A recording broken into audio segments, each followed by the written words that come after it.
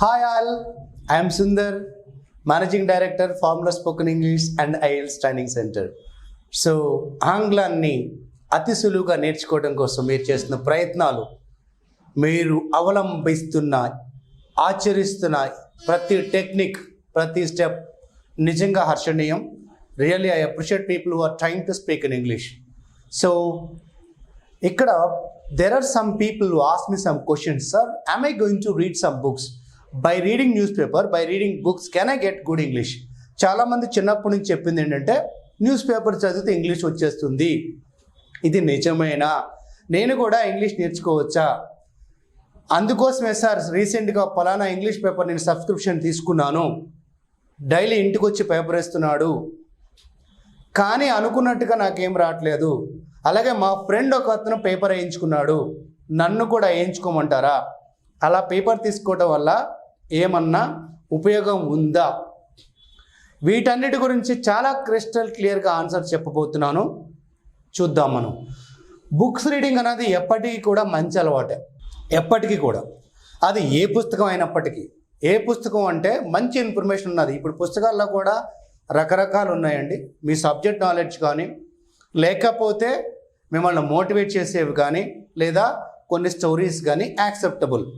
జనరల్గా మీరు చూసినట్లయితే 2000 ఇయర్ తర్వాత లాస్ట్ 2 డెకేడ్స్లో అత్యధికంగా సేల్స్ అవుతున్న పుస్తకాలు ఏమన్నా ఉన్నాయి అంటే అవి మనం ఖచ్చితంగా గుర్తుపెట్టుకోవాల్సిన ఏంటంటే సెల్ఫ్ డెవలప్మెంట్ బుక్స్. వీటినే personality development books, soft skills books అంటున్నారు. అలాంటివి చదవగలిగితే చాలా మంచిది. కానీ మీరు పుస్తకం చదివినా లేకపోతే పేపర్ చదివినా make a habit of it. Habit అంటే ఏంటి? What is the difference between hobby and habit? Hobby అంటే చెప్పగలరా ఎవరన్నా? హాబీకి హ్యాబిట్కి తేడా చెప్పగలరా? హాబీ అంటే మీరు ఆ పనిని ఎప్పుడు కావాలితే అది వదిలేయగలదు. కాన్షియస్గా కంట్రోల్ చేసుకోగలిగితే అది హాబీ. కాన్షియస్గా కంట్రోల్ చేసుకోలేకపోతే అది హ్యాబిట్. మన దురదృష్టం ఏంటంటే గుడ్ అని హాబీగా పెట్టుకున్నాం, అంటే అప్పటికప్పుడు ఆఫ్ చేసుకుంటున్నాం. బ్యాడ్ అని హ్యాబిట్గా పెట్టుకున్నాం, ఎడిక్ట్ అవుతున్నాం. కానీ మేక్ ఏ హ్యాబిట్ అన్న అంటే ఏంటి? పుస్తకాన్ని చదవడాన్ని లేదా పేపర్ చదవడాన్ని ఒక హ్యాబిట్గా పెట్టుకోండి. ఆ రోజు మొత్తం మీద కొంచెంపైనా చదవకపోతే, కొద్ది సమయమైనా చదవకపోతే నాకు నిద్ర పట్టదు, అసలు పని చేసినట్టు ఉండదు, అన్నం తిన్నట్టు కూడా ఉండదు అన్నంతలా మీరు దాన్ని ప్రేమిస్తే అప్పుడు హ్యాబిట్ అవుతుంది. అర్థం కాలేదా? కొంతమంది డ్రింక్ చేసేవాళ్ళు ఉంటారు. సాయంత్రం అయ్యేసరికి డ్రింక్ తాగాల్సింది, ఒట్లు పెట్టుకుంటారు, ప్రామిస్లు పెట్టుకుంటారు. సాయంత్రం అయ్యేసరికి లాగేస్తూ ఉంటుంది, పాపం తట్టుకోలేరు. ఇది చాలామంది జరుగుతూ ఉంటుంది. కొంతమంది అంటే 20 రోజులు 30 రోజులు, కొంతమంది కొన్ని రకాల పూజలు పెట్టుకోవడం, కొన్ని ప్రత్యేక వ్రతాలు పెట్టుకోవడం. ఆ 10 రోజులు 15 రోజులు 40 రోజులే, మళ్ళీ తర్వాత మామూలే. అంటే ఏంటి? ఆ పని లేకుండా, ఆ పని చేయకుండా అతను ఉండలేని పరిస్థితికి వెళ్ళిపోయాడు. అంత గొప్పగా హ్యాబిట్ చేసుకుంటే అప్పుడు ఉపయోగపడుతుంది. అలా కాకుండా పేపర్ వేయించుకున్నారు, ఫస్ట్ 2 డేస్ పేపర్ మొత్తం చదువుతాడు, ఏం అర్థం కాదు అసలు. 2వ రోజు సగం చదువుతారు, 3వ రోజు తర్వాత ఇక చాలే చదివింది చాలా ఎక్కువ, ఎంతకన్నా ఎవరు చదువుతాడు అంటారు. ప్రాబ్లం ఏంటంటే మీరు కంటెక్స్ట్ చదవాలి అంటే వొకాబులరీ తెలివి ఉండాలి. అలా తెలిసి ఉండకపోయినప్పుడు మీ మైండ్ ఎప్పుడు కూడా రిస్క్ని, అంటే కొత్తగా ఆలోచించి సెర్చ్ చేసుకోవడానికి యాక్సెప్ట్ చేయదు. తెలుగులో మనం పుస్తకం బాగా చదువుతామంటే పదాలు అన్నీ తెలుసు, బాగా మాట్లాడుతామంటే పదాల కోసం వెతుక్కునే పని ఉండదు. ఇంగ్లీష్లో అలా కాదు.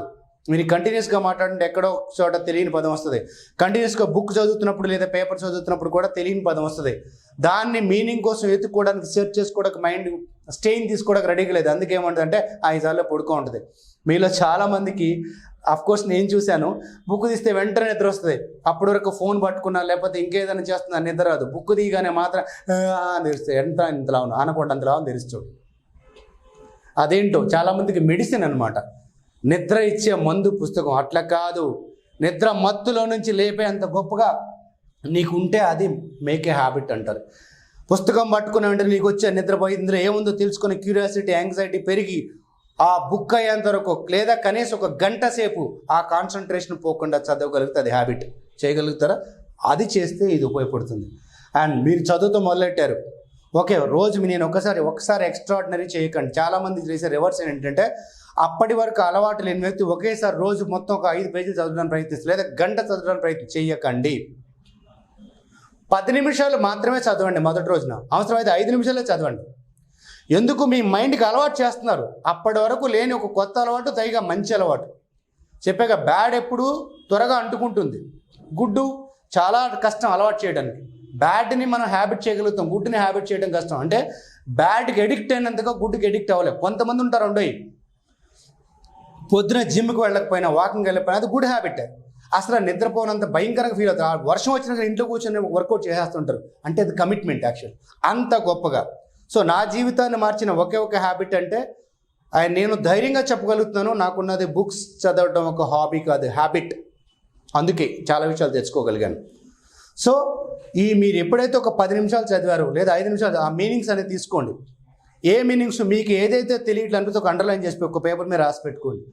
వాటికి కరెక్ట్గా మీనింగ్ తెలుసుకోండి. మీరు ఇప్పుడు ఒకప్పుడులాగా డిక్షనరీ ఎత్తుకునే పని లేదు, టకటక మొబైల్ వచ్చేస్తుంది కదా. మీకు 10 నిమిషాలు చదివితే మహా అయితే 5 నుంచి 10 పదాలు లేదా ఒక 20 పదాలు, 20 వర్డ్స్ కన్నా మీకు కొత్త పదాలు రావు. ఆ మీనింగ్స్ అని తెలుసుకున్నారు. ఓకే, మీనింగ్ తెలిసిపోయింది, ఇంగ్లీష్ వచ్చేస్తే రాదు. ఇంతకు ముందు వీడియోలన్నీ చూస్తున్నారు కదా, దాంతో సెంటెన్స్ ఫార్మేషన్ తెలిసింది కదా. అండ్ రైట్ సెంటెన్సెస్, ఏదో ఒక టెన్స్లో సెంటెన్స్ రాయండి. సో వర్డ్స్ మీనింగ్ తెలుసుకున్నారు. ఇప్పుడు మీకు ఒక వర్డ్ చెప్తా, విచ్ అనే వర్డ్. కొంతమంది తెలుసు, కొంతమంది తెలియదు. విచ్ అంటే మంత్రగత్య. సో మీరు I met which yesterday, I spoke to which yesterday, ఇలా ఆ పదంతో కనీసం సెంటెన్స్ రాయడానికి ప్రయత్నించండి. ప్రయత్నించిన తర్వాత మీకు ఇమ్మీడియట్గా రాదు. సో తర్వాత అది గుర్తుండిపోతుందని ఉండదు. Use in day to day life. మీరు ఎక్కడ సందర్భం వస్తే అక్కడ వాడండి. ఆ రోజు కనీసం అదే పదాన్ని 4-5 సార్లు వాడడానికి ప్రయత్నించండి. Do you think that witch is dangerous to society? Why the witch are witches which they are staying apart from the people? Do you really think that witch has some power to control the people? ఇలా ఆ word తోటి ఎంతసేపు చెప్పగలిగితే అంత చెప్పడానికి try చేయండి. లేకపోతే ఏమవుతుందంటే అక్కడ ఆగిపోతున్నాం. సెంటెన్స్ రాయడం, చాలామంది వర్డ్స్ చదువుతారు, మీనింగ్స్ చదువుతారు, వచ్చేసినట్టు. ఈరోజు చదివిన పదాల యొక్క మీనింగ్స్ నెక్స్ట్ రోజుకి ఏమీ గుర్తుండవు. యాస్టీస్గా మైండ్ మర్చిపోతుంది. మీరు సెంటెన్సెస్ రాయడం అంటే ఒక స్టెప్ ఎక్కువ వెళ్తున్నట్టు. అది రోజులో మొత్తం ఉపయోగపడితే, అంటే ఎన్నిసార్లు కుదిరితే అన్నిసార్లు వాడడం ఒక టెక్నిక్. అది అయిపోయింది. తర్వాత కాన్వర్సేషన్ చేయడం. మీతో ఎవరు లేరు, మీరే క్వశ్చన్ అడగండి. Did you meet any witch? Yes, I మెట్.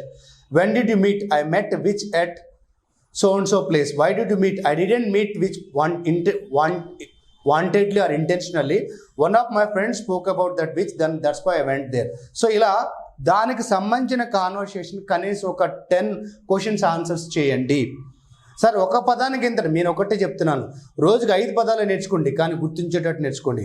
రోజుకి 50 పదాలు నేర్చుకున్నారు, ఒక్క పదం కూడా గుర్తులేదు, ఉపయోగం లేదు. చాలామంది చేసే తప్పదే. ఆ ఆవేశంతో ఏదో చేసేయాలి, నేను మొత్తం నేర్చేసుకోవాలి, షేక్స్పియర్ అయిపోవాలి.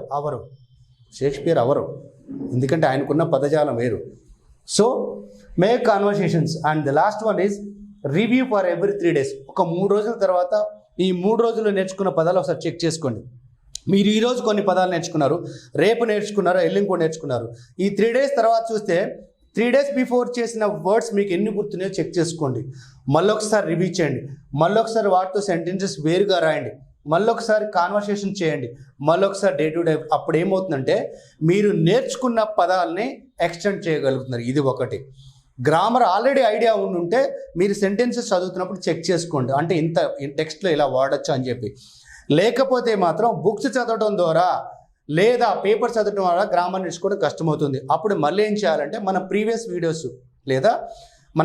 వీడియోస్లో నాట్ గ్రామర్ ఒకసారి చూస్తే ఐడియా ఉంటుంది. సో బుక్స్ చదవడం ద్వారా, పేపర్ చదవడం ద్వారా ఉపయోగం ఉంటుందా అంటే ఉంటుంది. ఎప్పుడు? దాన్ని సీరియస్గా తీసుకొని కంటిన్యూస్గా చేస్తే. లేదు, ఒకరోజు ఆవేశపడి పేపర్ సబ్స్క్రిప్షన్ తీసుకొని 1 week తర్వాత పేపర్ తీయని పరిస్థితికి వెళ్ళిపోతే ఉపయోగం లేదు. దానికన్నా నేను ఒక బెస్ట్ ఎగ్జాంపుల్ ఏం చెప్తానంటే, ఇంగ్లీష్లో చిన్న చిన్న స్టోరీస్ బుక్స్ దొరుకుతాయి. తెనాలి రామకృష్ణ స్టోరీస్ అని చెప్పి, చందమామ స్టోరీస్ ఇన్ ఇంగ్లీష్ అనేది దొరుకుతున్నాయి. అవి చదవండి, ఎందుకంటే మీకు ఇంట్రెస్టింగ్గా ఉంటుంది. ప్లస్ మీకు స్టోరీ కొంత తెలిసి ఉండడం వల్ల పదాల కోసం వెతుక్కునే పని ఉండదు. సో ఎనీహౌ, ఏ లాంగ్వేజ్ మీద అయినా గ్రిప్ రావాలంటే వర్డ్స్ మీద గ్రిప్ రావాలి. మంచి మంచి పదాలు నేర్చుకుందాం, మంచి ఇంగ్లీష్ నేర్చుకుందాం. దీంతో పాటు ఇంకా అద్భుతంగా ఏం మాట్లాడాలో నెక్స్ట్ వీడియోలో చూద్దాం.